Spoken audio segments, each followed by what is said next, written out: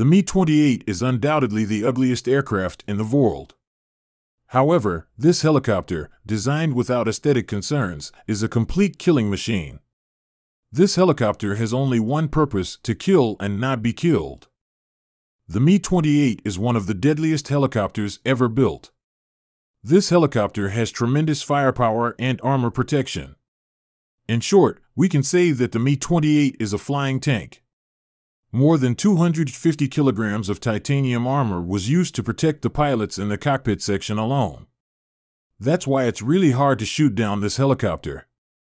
Today, I will tell you for what purpose this helicopter was produced, its technical features, and finally, we will compare it with the Apache helicopter. Because the Apache helicopter in the Western Bloc is the Mi-28 in the Eastern Bloc. The Soviets discovered the importance of attack helicopters early on, so they started work in the 1960s, and the Mi-24 appeared in the early 70s. The Mi-24 could meet many needs, but the Kremlin expected more. A tank destroyer helicopter was exactly what the Kremlin wanted. Because in a possible Third World War, a large number of tanks and armored vehicles from the Western Bloc would flock to the Warsaw Pact countries. The Soviets were investing in all kinds of platforms to stop this, and attack helicopters were important at this point. The anti-tank helicopter should have been able to destroy and damage NATO armored units with guided munitions and machine guns. That's why the Mil Company and Kamov Company started developing their designs in the 70s. Mil firm relied on the Mi-24 to quickly reveal its design. In 1977, the first prototype appeared. This prototype was further developed over time. Mil engineers made very serious changes compared to the Mi-24. For example, they added a very powerful weapon to the helicopter. Added increased armor protection to make the helicopter more durable. The windows of the helicopter were reduced. The cockpit of the Mi-28 is very small, but it has high armor protection. Cockpit windows are resistant to 50 caliber bullets. 50 caliber is not an accidental number. As you know, NATO ground troops use 50 caliber rifles intensively. Apart from that, the engines were placed on two different sides of the fuselage so that the helicopter would not fall when hit. After a long development period, the 0-12 prototype of the Mi-28 made its maiden flight. The flight was successful, and engineers continued to develop this prototype.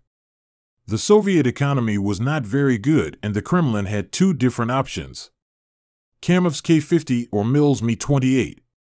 Of course, the K-50 model of the Kamov Company was chosen. The Kremlin chose the K-50, but did not abandon the Mil-28. The Mil-28 received production authorization for its first prototype, but was never produced. It was not produced because, as you know, the Cold War is over, the Soviet Union collapsed, and the newly formed Russian Federation was established in a severe economic crisis.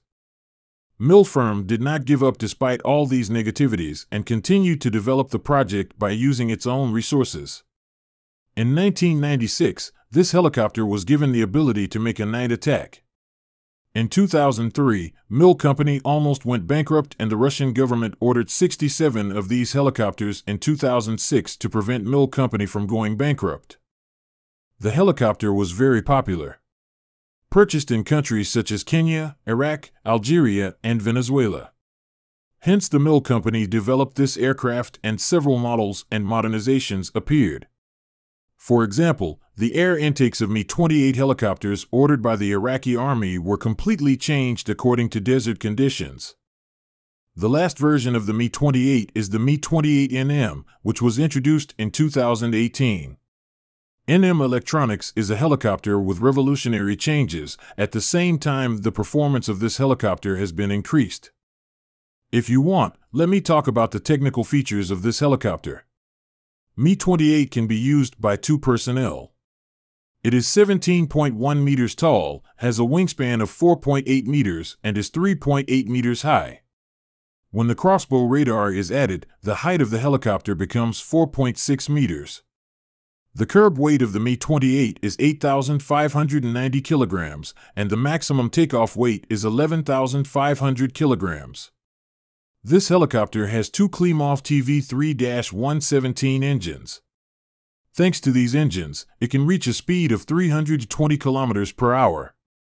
The Mi-28 destroyer helicopter can carry 16 attack or Vickers anti-tank missiles. By the way, the name Havoc is not the original name of this helicopter.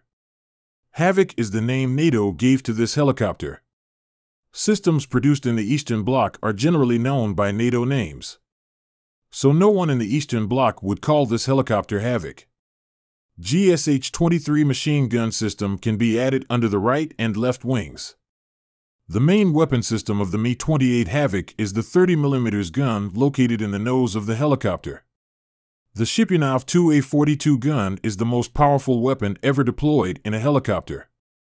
This gun has a single barrel and a dual loader. This gun can pierce 25mm of steel from 1,500 meters.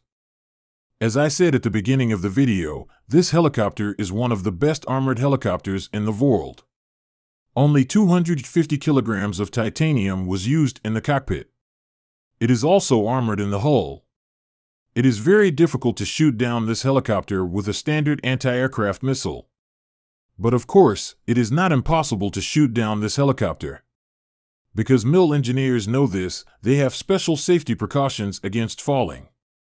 This helicopter guarantees the pilot's chance of survival if it crashes to the ground at a speed of 45 kilometers per hour. The Mi-28 helicopter has a feature that other modern helicopters do not have. It has a compartment under the fuselage and can fit 3 people in it. The main reason for this feature is to save injured pilots when a helicopter or plane crashes into the conflict zone. The crossbow radar, which is the equivalent of the longbow radar used in the Apache helicopter, is used in the Mi-28 helicopter. This radar has a range of 37 kilometers and can detect and identify all targets within 20 kilometers. Although this helicopter was produced in 1982, it continues to exist today with modernization and improvements. A helicopter equivalent to the American AH-64 helicopter.